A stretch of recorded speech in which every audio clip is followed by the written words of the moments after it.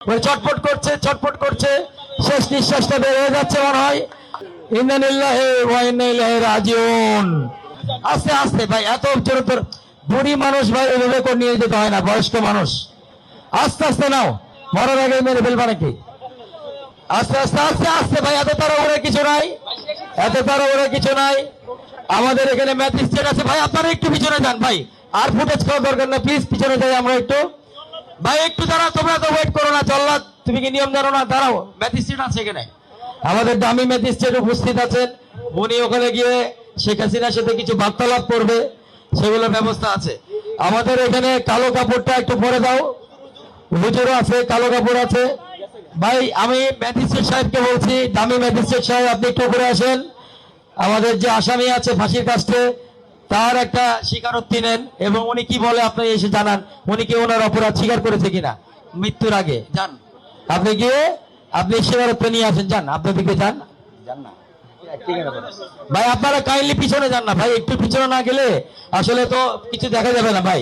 আর একসাথে সবাই তাহলে কিন্তু স্টেজ ভেঙে যাবে, পরে কিন্তু সেই স্মার্ট বাংলাদেশ হয়ে যাবে না। ফুয়াদ ভাই উনি স্বীকারোক্তি দেননি, উনি বলেছেন উনি কোনো কিছুর জন্যই দোষী না। এই যে মানে ফাঁসির আদেশ হচ্ছে, তারপরে হচ্ছে না। আপনি এক কাজ করেন, হুজুরকে বলেন কালেমা পড়িয়ে কোরআন শরীফের কসম কাটিয়ে এরপরে স্বীকারোক্তি দেবে, এবারে দিবে। দেখেন কোরআন আর আল্লাহকে কেউ ভয় মানে কেউ ভয় না করে থাকতে পারে না। আপনি একটু কলেমা পড়েন আর স্বীকারোক্তি নেন ওনার কাছ থেকে, দেখেন উনি স্বীকার করে কিনা, আল্লাহকে ভয় করে কিনা। ভুল করেছেন আপনি, বলা তো স্বীকার করেছেন। আস্তাগফিরুল্লাহ কি জানা না? তাহলে আপনারা একটু বলে দেন যে আস্তাগফিরুল্লাহ। আমি তো ওনার হজে যাওয়ার ছবি দেখেছিলাম, উনি কাঁদতেছে, স্বীকার করতেছে, শেষ সময় অন্তিম সময় স্বীকার করতেছে। ওনার কি কোনো শেষ ইচ্ছা আছে ম্যাজিস্ট্রেট সাহেব, দামি ম্যাজিস্ট্রেট, ওনার কি কোনো শেষ ইচ্ছা আছে? আপনি কি জিজ্ঞেস করেছেন? এই কি বলেন, ইলিশ মাছ খাইতে চাইবে এখন? না ইলিশ মাছ কেন খাইতে যাবে ভাই, এটা তো ঠিক না। না না না না, এরকম হওয়ার কথা না। আপনারা একটু ভালো করে দেখেন। আচ্ছা ঠিক আছে, ওনাকে বলেন যে সব হবে আফটার ডেথ।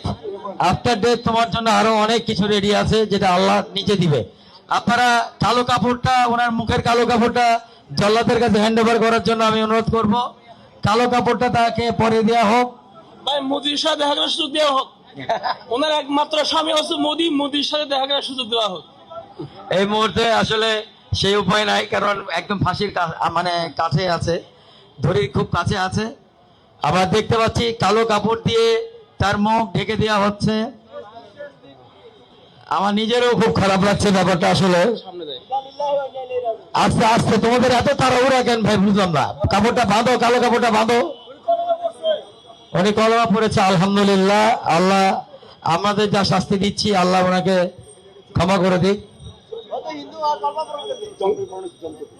জমটুপি পরানো হচ্ছে, আপনারা দেখছেন।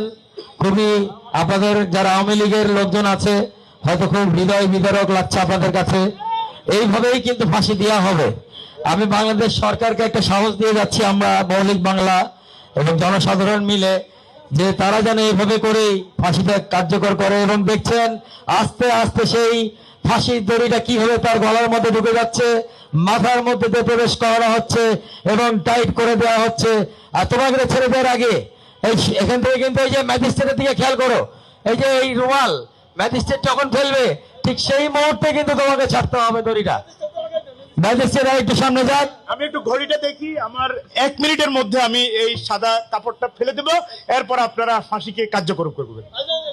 আপনি জল্লাদ তুমি তাকিয়ে থেকে ম্যাজিস্ট্রেটের দিকে, রুমাল রেডি হয়ে আছে। সেই রুমাল আমি জানি আমার এই লাইভ মাইভ সবকিছু ইন্ডিয়াতে গিয়ে বহুত গালাগালি হবে, বহুত মানে আমার বাপ মা তুলে, বউ বাচ্চা তুলে দেওয়া হবে। কোনো সমস্যা নাই, তোমাদের ভুল ভাঙবে। তোমাদের নেত্রী আর কোনোদিন ফিরবে না, নেত্রী ক্ষমতাতেও ফিরবে না, কিছুতেই ফিরবে না। তোমরা ফিরে আসো, তোমরা বাংলাদেশে ফিরে আসো, তোমরা বাংলাদেশের ভালো মানুষের দিকে ফিরে আসো। রুমাল দেখলেন যে উঠে দেওয়া হলো এবং শেখ হাসিনাকে ছেড়ে দাও। শেখ হাসিনাকে ফাঁসি দেওয়া হলো এবং নড়ানড়ি করছে, ছটফট করছে, শেষ নিঃশ্বাস হয়তো বের হয়ে যাচ্ছে, ওই ছটফট করছে, শেষ নিঃশ্বাসটা বের হয়ে যাচ্ছে মনে হয়। লা ইলাহা ইল্লাল্লাহু মুহাম্মাদুর রাসূলুল্লাহ, ইন্না লিল্লাহি ওয়া ইন্না ইলাইহি রাজিউন। আমরা সবাই ইন্না লিল্লাহি ওয়া ইন্না ইলাইহি রাজিউন পড়ি, কারণ সে চলে গেছে, যে চলে গেছে তার উপরে রাগ রাখতে হয় না, রাগ মিটিয়ে দিতে হয়। আমরা অ্যাটলিস্ট আমরা সবাই মুসলিম, আমরা মুসলিম ভাবে করব। আপনারা দেখলেন কিভাবে শেখ হাসিনার প্রতীকী ফাঁসি দেওয়া হলো বাংলাদেশের জনগণের মঞ্চে, আমাদের মৌলিক বাংলার মঞ্চে।